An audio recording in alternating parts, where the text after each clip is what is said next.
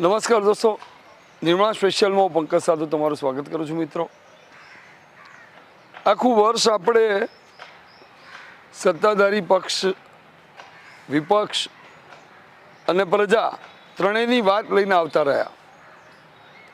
પણ હવે આ જે સમય આવ્યો છે ને, એ મતદાન આપણી પવિત્ર ફરજ છે એનો છે.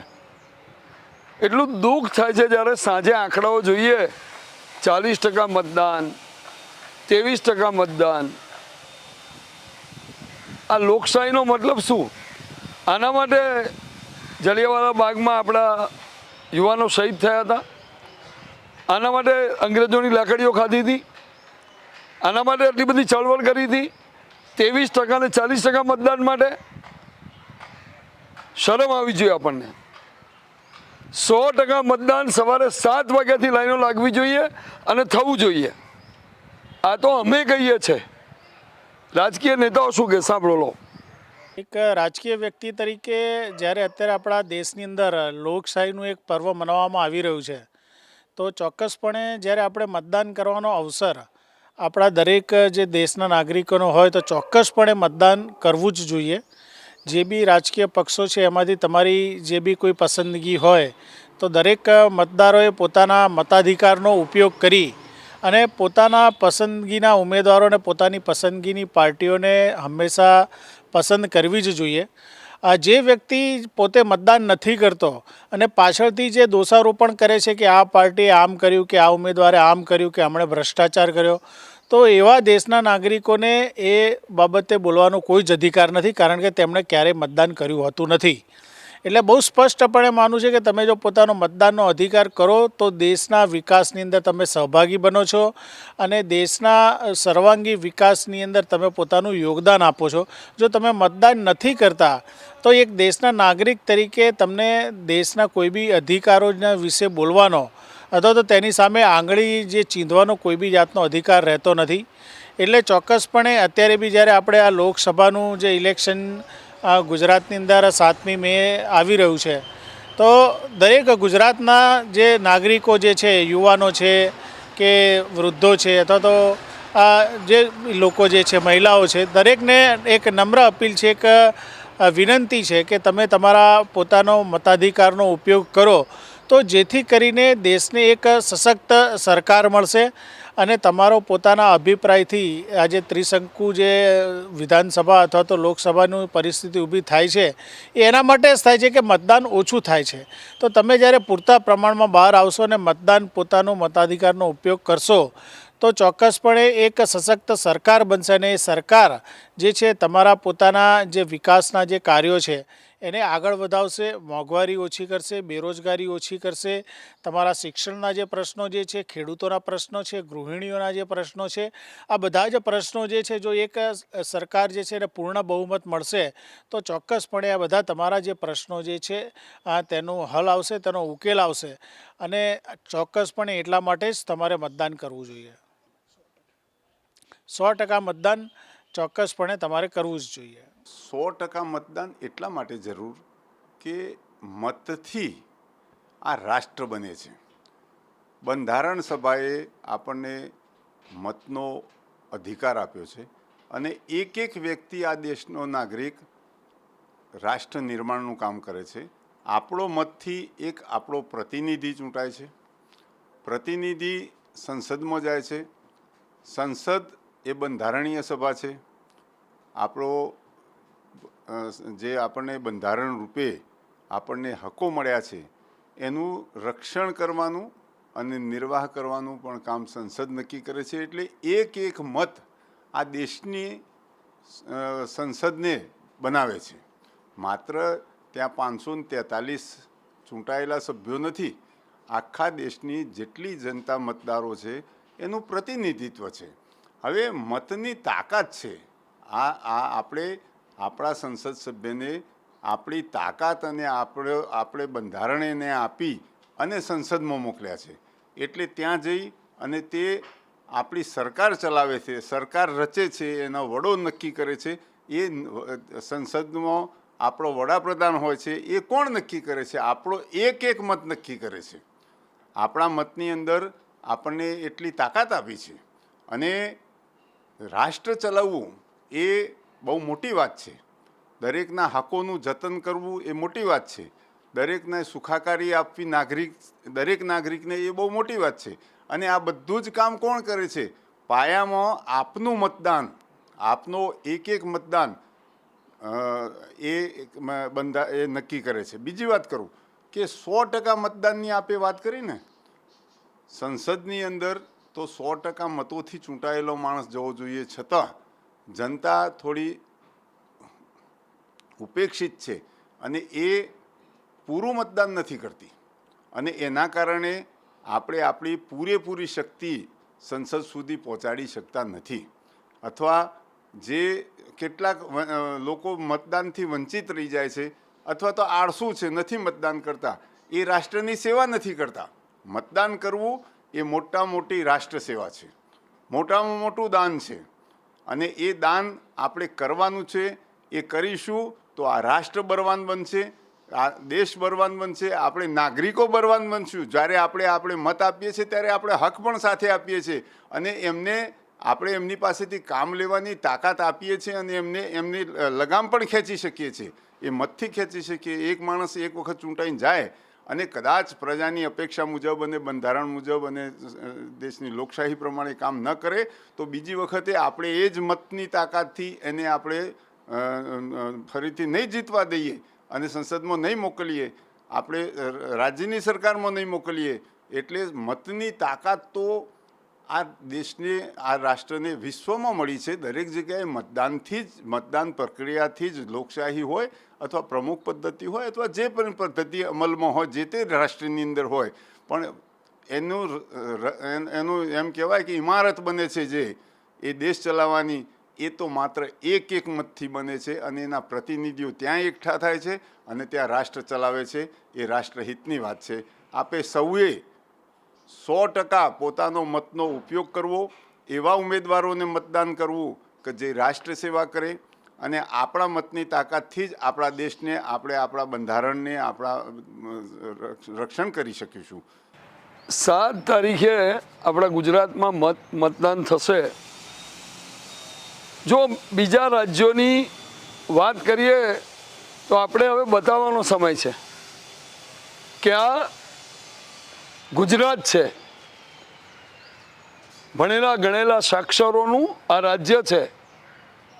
અને આમ પણ તમને કહું, તમારે જેને મત આપવો એને આપજો. સાચી લોકશાહી એને કહેવાય કે આપણા મતથી આપણે આપણી સરકાર બનાવીએ. તમે રાજસ્થાનમાં જોયું, હમણાં કોંગ્રેસને સત્તા પરથી ઉતારી ભાજપને બેસાડી દીધી. અમેરિકામાં જુઓ, એ લોકો બદલી જ નાખે છે પ્રમુખને. હું તમને એવું નથી કહેતો અહીં તમે કોઈ પક્ષ માટે પ્રચાર નથી કરતો કે તમે સત્તા પક્ષ પરથી આને પલટો પેલાને. હું તમને એમ કહું છું કે મતદાન કરો. તમને ગમતા ઉમેદવાર પર એની લાયકાત જોઈને, ઉમેદવારનો ઇતિહાસ તપાસીને તમારે લાયક છે કે નહીં બધું જુઓ. સુજ્ઞ નાગરિકો તમને શું સલાહ આપે, સાંભળો. 100% મતદાનનો અર્થ જ એ થાય છે કે જે લોકો છે, જે આખો સમાજ છે, એ સમાજની પોતાની જે ઈચ્છા છે, પોતાની જે માગણીઓ છે, એની રજૂઆત કરવા માટે એણે ચૂંટેલી વ્યક્તિ એની રજૂઆત કરી શકે. અને એ જો પ્રોપર રજૂઆત થાય તો જ લોકોને સુખાકારી મળે, પોતાની ઈચ્છાઓ પ્રમાણેનું જીવન એ જીવી શકે. બીજી વસ્તુ એ છે કે 100% મતદાન એટલા માટે પણ જરૂરી છે કે જે લોકો મતદાન નથી કરતા, કેટલાક લોકો આળસના કારણે નથી કરતા, કેટલાક લોકો એવું ઈચ્છે છે કે જવાથી કોઈ ફાયદો શું છે. તો આ માન્યતા સદંતર ખોટી છે. કારણ કે દરેક વ્યક્તિનો આ એક મતાધિકાર એ બહુ મોટો અધિકાર છે. એ અધિકારનો ઉપયોગ 5 વર્ષમાં એક જ વખત કરવામાં આવે છે. જો તમે તમારો મતાધિકારનો ઉપયોગ ના કરો તો સ્વાભાવિક છે કે તમે જે ઈચ્છો છો એ ના થાય અને જે તમે નથી ઈચ્છતા ને એવા લોકોની સરકાર બને, જેના કારણે માણસને જોઈતી સુખ શાંતિ તો ના મળે પણ જીવન એનું અશાંતિમય અને કાયમ માટે તકલીફવાળું રહે. 100% મતદાન થવું જોઈએ. એવો મારો પ્રથમ જ વર્ષોથી આ જ મારી માગણી હતી. અને હવે આપના દ્વારા હું સરકારને વિનંતી કરવા માગું છું કે 100% મતદાન થાય તેવું આપણે બધા જ ઈચ્છીએ છીએ. વિશેષમાં હમણાં વન નેશન વન ઇલેક્શન છે, એમાં પણ આ મુદ્દો જો સરકાર આ લે તો હું એવો આગ્રહ સરકારને વિનંતી કરું છું કે 100% મતદાન થાય અને 100% લોકોને એમ થાય કે ભાઈ ના, હવે મારી સરકાર છે. અને જેથી જેને મનગમતા વોટ તમે આપી શકો. અને વોટિંગ પત્યા પછી અને જ્યારે ઇલેક્શન પત્યા પછી જ્યારે સરકાર ચૂંટાય ત્યારે તમને બોલવાનો કોઈ પણ જાતનો હક રહેતો નથી કે ભાઈ મેં વોટ ના આપ્યો ને હવે હું બોલી શકું. ખરેખર એટલા જ માટે 100% મતદાન અને 100% સિદ્ધિ આપણે મેળવી શકીશું. એક લોટા પાણીની વાત કરીશ. બધા કહે છે આમ થવું જોઈએ, પણ આપણા અમુક પ્રબુદ્ધ વર્ગ જે સેવામાં, સરકારી સેવામાં કે નિજી સેવામાં લાગેલા હોય છે, એ આવા ટાઈમે રજાનો ઉપયોગ બીજી રીતે કરતા હોય છે. એ લોકો જો જાગૃત નહીં રહે અને 100% મતદાન નહીં થાય તો આપણે જે વડાપ્રધાન કે આપણી લોકશાહી કે આપણી સંસદ જે કહીએ છીએ એને ઘણા બધા લોકો કહે છે તમારા. આ બહુ જ ઘાતક પગલું છે. આના માટે એક જાગૃતિ કેળવવાની જરૂર છે અને શરૂઆત આપણા પોતાનાથી કરવાની જરૂર છે. આપણી થોડીક સુખાકારીથી બહાર આવીશું. કદાચ તડકો હોય, આપણે જોઈએ છે, આપણે 26 જનવરીને 15 ઓગસ્ટ ઉજવીએ છીએ, સૈનિકોને સેલ્યુટ કરીએ છીએ, પણ સેલ્યુટ દરેક જણને હોવી જોઈએ જે કપરા સમયમાં પણ એમની સેવાઓ પૂરેપૂરી રીતે બજાવતા હોય. મિત્રો, આ આપણી એક પવિત્ર અમૂલ્ય ફરજ છે જેથી આપણો દેશ એક સાચા રસ્તે અને સારા પંથે આગળ વધી શકે. આપણે છેલ્લા 10 વર્ષમાં જોયું કે જે સરકાર આવી એનાથી કેટલો ફાયદો થયો છે આપણને. આ ફાયદો આપણે આગળ ચાલુ રાખવો હોય તો આપણે આવી જ સરકાર આપણા જ મતથી લાવવી જોઈએ અને એના માટે આપણે 100% મતદાન કરવું પડે. જો આપણે બિરબલની વાત કહીએ તો એમાં એવું હતું કે એક લોટો હું નહીં નાખું તો શું ફરક પડવાનો છે. એવી જ રીતે જો આ તળાવમાં કંઈ ફરક ના પડે, બધા દૂધને બદલે પાણી જ નાખે. એવી રીતે જો આપણે એવું સમજીએ કે આપણું મતદાન નહીં થાય તો શું ફરક પડવાનો છે, પણ ઘણો જ ફરક પડે છે. જેવી રીતે જે હતું નદી એમાં ખાલી પાણી રહ્યું, દૂધ આવ્યું નહીં, એવી રીતે આપણા મતદાનથી બી આવી જ અગવડ પડશે આપણને. માટે આપણે 100% મતદાન કરવું જોઈએ. હા, આપણે આ પવિત્ર ફરજ, જેવી રીતે આપણે ધાર્મિકમાં દરરોજ મંદિર જઈએ છીએ, દરરોજ સેવા પૂજા કરીએ છીએ, આ તો આપણા માટે અનેરો અવસર છે. 5 વર્ષમાં એક જ દિવસ આવે છે, તો આ તક આપણે ચૂકવી જ ના જોઈએ. તમે જેને પણ મત આપો, તમે તમારી રીતે યોગ્ય વ્યક્તિને મતદાન આપો અને તમારો મતથી જ સરકાર બનશે. આ સરકાર આવી બનશે તો જ તમને ભવિષ્યમાં ખૂબ ખૂબ લાભ મળશે. દેશની સુરક્ષા માટે, દેશનું જે નામ છે, દુનિયામાં જે નામ રોક્યું છે, એવી એક રાષ્ટ્રહિતની સરકાર માટે 100% મતદાન જરૂરી છે. ભૂતકાળમાં એવા પણ દાખલા છે કે એક મતથી સરકાર તૂટી ગઈ છે. એટલે 100% મતદાન જરૂરી છે.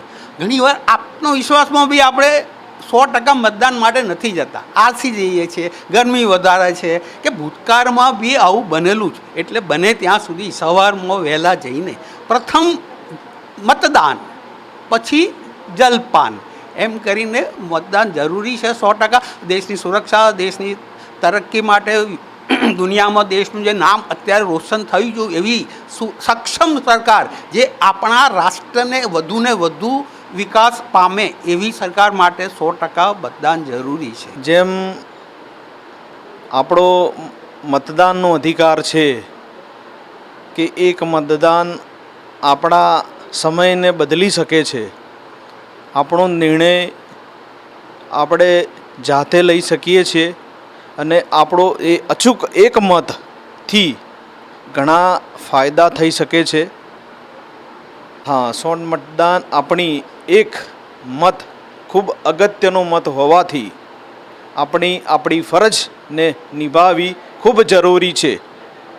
કારણ કે આપણે જો મતદાન 100% કરીશું તો આપણાથી બીજા લોકોને ઘણો ફાયદો થશે અને લોકો કરશે તો એ જાગૃત થશે અને આ દેશ સાથે ખૂબ આગળ આવશે, પ્રગતિશીલ થશે. માટે મતદાન તો કરવું જ જોઈએ એવો મારો પૂર્ણ વિશ્વાસ છે અને થાય એના માટે જરૂરી છે. દેશનો વિકાસ છે તે વધારે થશે તો દેશ ખૂબ જ ઉન્નતિ કરશે અને ઘણી સારી એવી પ્રોગ્રેસ કરશે અને ખૂબ આગળ વધશે અને બીજા દેશોની સરખામણીમાં આપણો દેશ ખૂબ નંબર 1 આવશે એવી મારી આશા છે. મતદાન કરવાથી છે તે બીજાને આપણે છે તે જોડે લઈ જઈ શકીશું અને એને પણ છે તે આપણે પ્રોત્સાહિત કરીશું કે ભાઈ તું મતદાન કર, તો જેથી રીતે આપણો વિકાસ થશે. કોઈ પણ વ્યક્તિને મત આપો, પણ મતદાન કરવું એ ખૂબ જ જરૂરી છે અને તેનાથી ઘણો લાભ થશે અને દેશ ખૂબ જ પ્રગતિશીલ થશે એવી આશા છે. ખરેખર 100% મતદાન એ ખૂબ જ જરૂરી છે અને જો મતદાન કરીશું તો જ આપણે આપણા ભવિષ્યના ભાગ્ય વિધાતાને આપણે ચૂંટી શકીશું. અને અગાઉના વર્ષોમાં આપણે સારી રીતે જોઈ શકીએ છીએ કે આપણે સૌએ મતદાન કરીને વર્તમાન સરકારને જે ચૂંટેલા છે અને વર્તમાન સરકાર જે અત્યારે ચાલી રહી છે એને જે કાર્યો કરેલા છે, સામાન્ય માણસથી લઈને દરેક માણસો માટે, એ સુખાકારી હોય, શિક્ષણ હોય, મેડિકલ હોય કે દરેક બાબતની અંદર અત્યારે વર્તમાન સરકાર જે આપણે ચૂંટેલી છે મતદાન કરીને કે જે મેક્ઝિમમ સીટો આપીને, તેને કારણે આપણે આપણું ભવિષ્ય, આપણા આવનારા બાળકોનું પણ ભવિષ્ય એક સુનિશ્ચિત કરી શક્યા છે. એટલે મારું સ્પષ્ટ માનવું છે કે દરેક માણસે મતદાન કરવું જ જોઈએ. મતદાન કરીશું તો જ આપણે કોઈ ભવિષ્યનું સારું નિર્માણ કરી શકીશું. મારો એવો પણ મત છે કે ઘણા લોકોની એવી વાતો છે કે આપણે નોટોનો ઉપયોગ કરીએ, પણ મારો પર્સનલ એવો મત છે કે નોટોનો ઉપયોગ ના કરવો જોઈએ. તમે તમારા મગજથી જે કંઈ પણ ઊભેલા છે તેને સર્વોચ્ચ પદ કાપીને તમે એને વોટ કરો અને તમારી વોટ એ તમારી ફરજ છે. દરેક નાગરિકે પોતાનો મતનો ઉપયોગ કરવો જોઈએ. એનો અધિકાર તો છે, પણ અધિકાર કરતાં પણ પહેલાં આપણી ફરજ છે એક સમાજ પ્રત્યે અને એક દેશ પ્રત્યે. તેથી મારું સ્પષ્ટપણે માનવું છે કે દરેક નાગરિકે, દરેક લોકોએ મતદાન કરવું જોઈએ. 18 વર્ષથી લઈને કોઈ પણ ઉંમરનો વ્યક્તિ હોય કે જે આ દેશની સુખાકારીનો લાભ લઈ રહ્યો છે, આ દેશની શાંતિનો લાભ લઈ રહ્યો છે.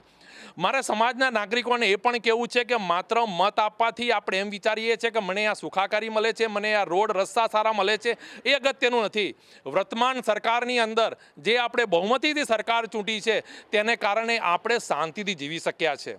મારા અમદાવાદના નાગરિકો સારી રીતે જાણતા હશે કે ઘણા વર્ષોથી આપણે કોઈ પણ એરિયામાં શાંતિથી જઈ શકીએ છીએ. એ ત્યારે જ જઈ શકીએ છીએ કે જ્યારે આપણે બહુમતથી એક સરકાર સારી ચૂંટી છે અને સરકાર ચૂંટવાને કારણે સરકારના કાર્યોના લીધે આપણે તમામ શાંતિથી જીવી શકીએ છીએ. ગુજરાતના કોઈ પણ ખૂણામાં તમે જાઓ, કોઈ પણ બહેન દીકરી રાતના સમયે પણ ખુલ્લા, કોઈ પણ મગજમાં ટેન્શન રાખ્યા વગર જઈ શકે છે. એ ક્યારે જઈ શકીએ છીએ કે જ્યારે આપણે બહુમતીથી સરકાર ચૂંટી છે અને વર્તમાન સરકારના એ કાર્યો છે જેથી કરીને આપણે શાંતિ કરીએ છીએ. તેથી મારે ફરી એ જ કહેવું છે કે દરેક વ્યક્તિઓએ મતદાનની ફરજ હંમેશા ચૂકવવી જોઈએ નહીં. મતદાન કરો અને સવારના પહોરમાં જ અને પોતે પણ મતદાન કરો અને આજુબાજુના નાગરિકો, તમારા સગાવાલાઓને પણ મતદાન માટે પ્રેરો, તેવી મારી એક નમ્ર અપીલ છે. એક પ્રકારની ઉદાસીનતા અને આળસ, મતદાનની રજા, ઘણા લોકો તો રજા બહુ મજા આવે કે રજા આવી ગઈ, અને ઘણા તો પિકનિક ગોઠવી કાઢે છે. એક દિવસની રજા છે, કંઈક નાની ટૂર મારી આવીએ, પરિવાર લઈને પિકનિક પર જતા રહે. અરે શરમ આવી જોઈએ. એનઆરઆઈઓ અમેરિકા, બ્રિટન, યુકે, ઓસ્ટ્રેલિયાથી ટિકિટ ખર્ચીને આવ્યા છે અહીંયા મતદાન કરવા. એવા તબક્કે તમે અહીંયા તમને રજા મળે મતદાનની, તમે પિકનિક ગોઠવી કાઢો, શરમજનક કહેવાય. અરે મતદાન તો ઇતિહાસ બદલે. તમે જુઓ કે છેલ્લા કેટલાક વર્ષોથી પડતર પ્રશ્નો, હમણાં તમને એમ હતું કે આ જીવનભર નહીં ઉકલે, જેની પર રાજકીય રોટલા શેકાતા હતા, એવા પ્રશ્નો પણ ઉકલી ગયા. તો એ તમારા મતદાનથી શક્ય બન્યું ને, નહીં તો આ શક્ય નહોતું. બધી વાતો સાથે અમે સંમત ના પણ હોઈ શકીએ, પણ સાંભળો વાત. જો લોકશાહીમાં દરેક દેશની ચૂંટણી કરવાની પેટર્ન થોડીક અલગ અલગ છે, બરાબર છે. ઇન્ડિયાના લોકતંત્રમાં લોકોને પૂરો ભરોસો છે. ઇન્ડિયાનું લોકતંત્ર વિશ્વના સૌથી જૂના લોકતંત્રમાંથી એક છે.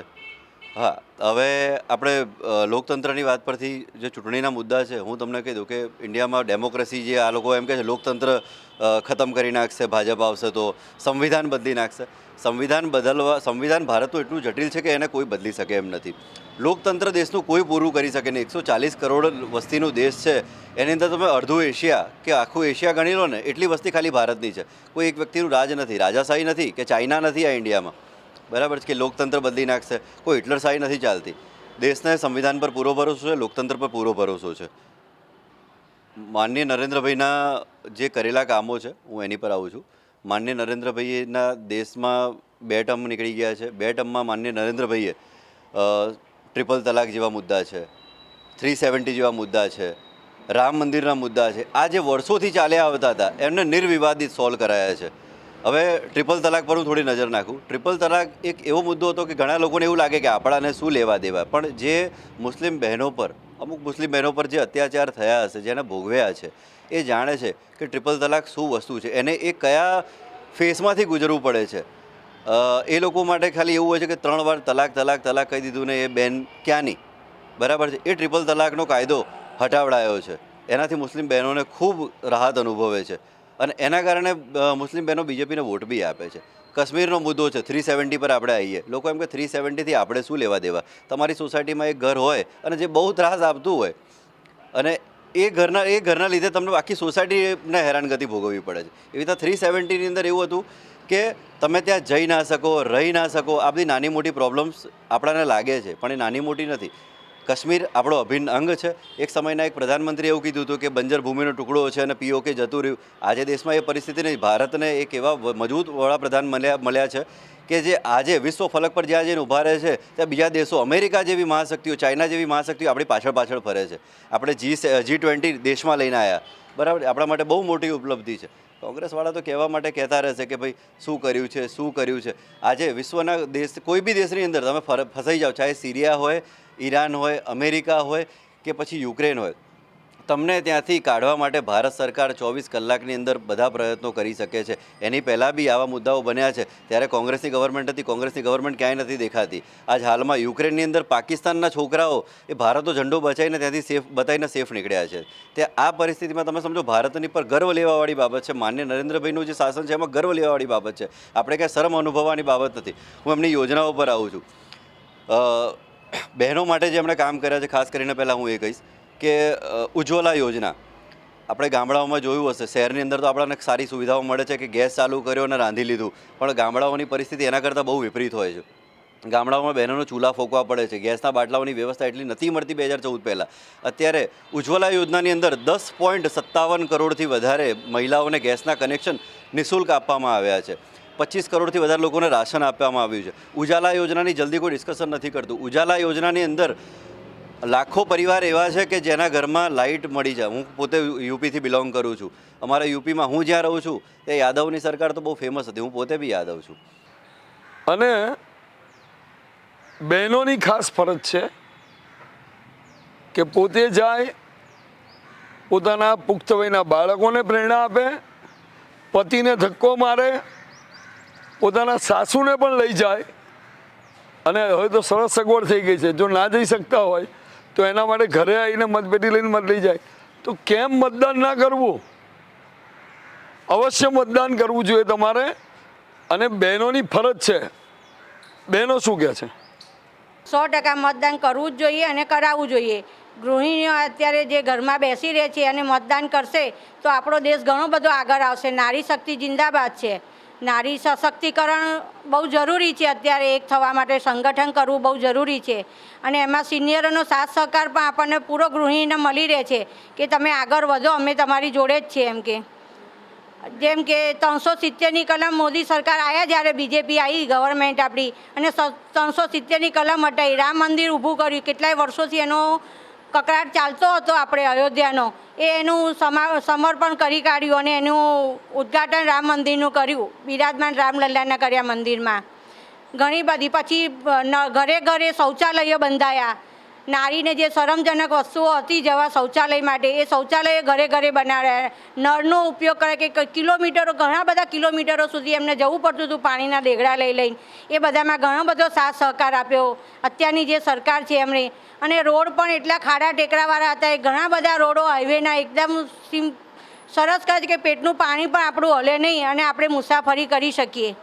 એ રીતે ઘણી બધી સવલતો ઊભી કરી છે ગૃહિણીઓ માટે. તો લાલ જાજમ ઉપર જો આપણે જે આપણું સન્માન થાય છે અને જ્યારે આપણા બાળકો યુદ્ધમાં ફસાયા હતા ત્યારે જે ગવર્મેન્ટે આપણને સહકાર આપ્યો હતો ને આપણા બાળકોને આપણે હસતા પાછા આવ્યા ત્યારે જોઈ શક્યા એ બીજું કોઈ કરી નથી શકવાનું. આપણે વિશ્વમાં આપણો નંબર આવે અને એના માટે આપણે જાગૃતતા લાવીને વોટ કરવાનો છે અને બધાને કરાવીશું પણ ખરા. 100% મતદાન કરીશું. 100% કરવું જરૂરી છે. હું અને મારો પરિવાર બધા જ મતદાન કરવા વહેલી સવારના અમે તો પહેલાં મતદાન કરવા જઈશું. અમારી ફરજ બધી પૂરી કરીશું. અમારા એમ્પાયરના તમામ મિત્ર મંડળને અમે લઈને જશું કે ચલો મતદાન કરવા ચલો. આપણી ફરજ છે. મતદાન દેવો એ આપણો હક છે. તો નિર્મા સ્પેશિયલમાં આજે અમે સંદેશો આપ્યો છે. તો 7 તારીખે તમે પ્રતિસાદ આપજો. સવારથી મતદાન શરૂ કરી દો અને ગુજરાતમાં 100% મતદાનના આંકડાઓ આવે એવું કરશો એવી પ્રાર્થના અને વિનંતી છે. ફરી મળીશું આવતા સપ્તાહે. ત્યાં સુધી મને પંકજ સાધુ રજા આપશો. આવજો.